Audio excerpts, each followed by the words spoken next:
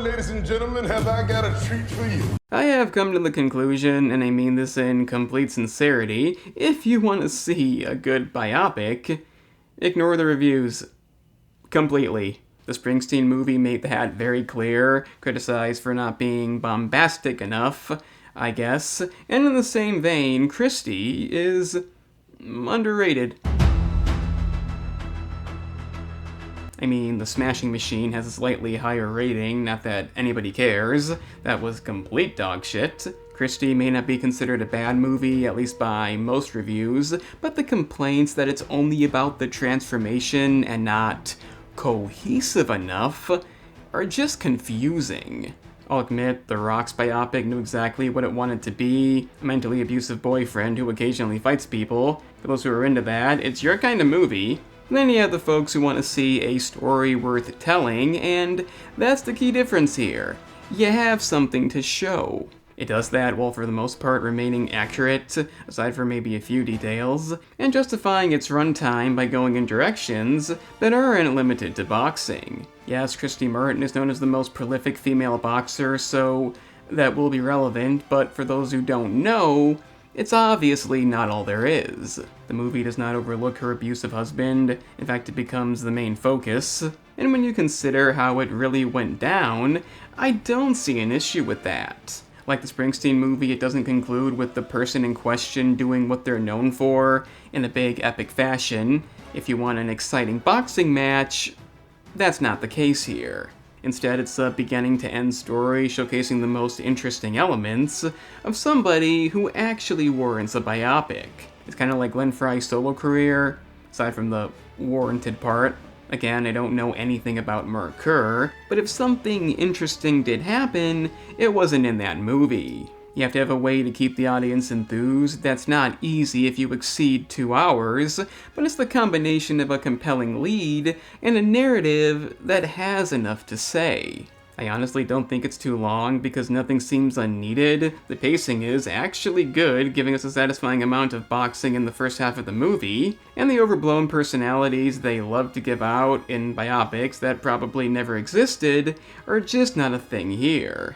Impossible. Okay, maybe on a few occasions, but it's by no means noticeable, and the movie knows how to keep the tension. Not that many matches truly stand out, it's mainly building up how great she is, more time spent on real-life issues, so when the first match actually comes, it feels like it's deserved. I don't see any reason to spoil stuff in this, but I will say she doesn't lose, and spend the rest of the movie crying about it.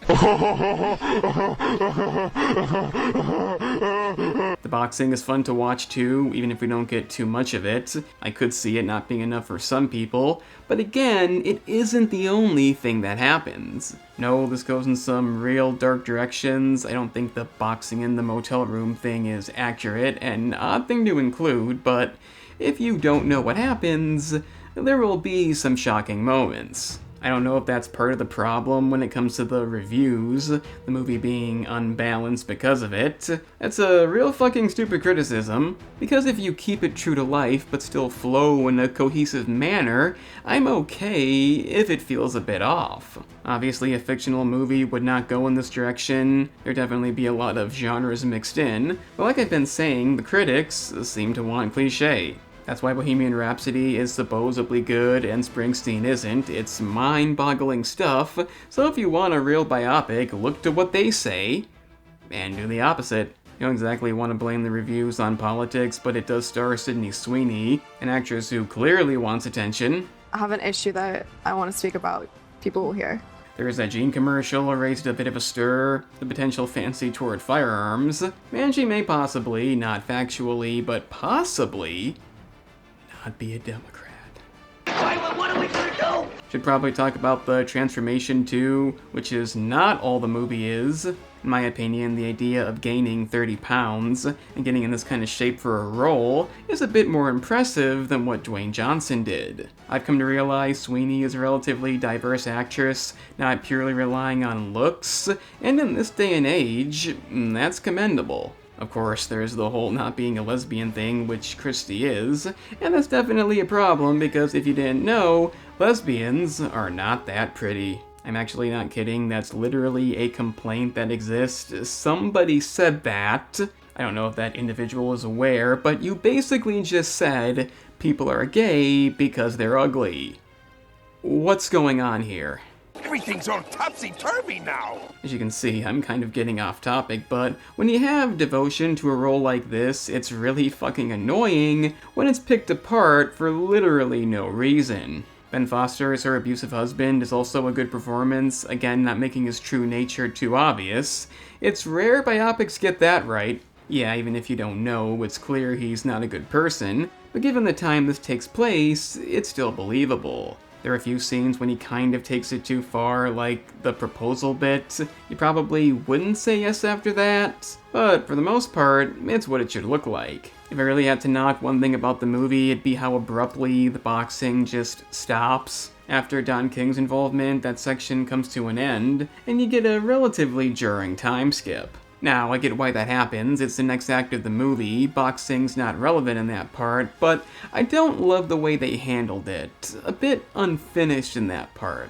It may be a bit of a contradiction given what I've been saying, but it's really the only instance like that. The conclusion is real satisfying, I do not think it drags on too long. Like I said, shocking stuff if you don't know what happens. And that's a direction a lot of biopics don't go in, because in the end, it's a risk. A risk that I say paid off, many are gonna lie and say it didn't, but if you're considering seeing this movie, I really hope you do because it deserves to be seen. It's that simple, the time and effort was put in, the research was done. That's what a biopic needs to be. You may not get the good reviews, only lying and stupid bullshit gets you that, but if you want something that's actually faithful to what happened, doesn't rely on overused cliches, and is, well done, this is the movie to see.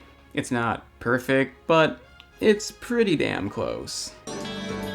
Party on, dudes! Hopefully I've helped debunk the fake or misunderstood reviews we keep getting on these biopics, and if that's the case, let me know along with your thoughts on Christy down in the comments. Honestly, I'd really appreciate you commenting anything, and if possible sharing the video, because YouTube is legitimately in ruins. It's majorly mishandled.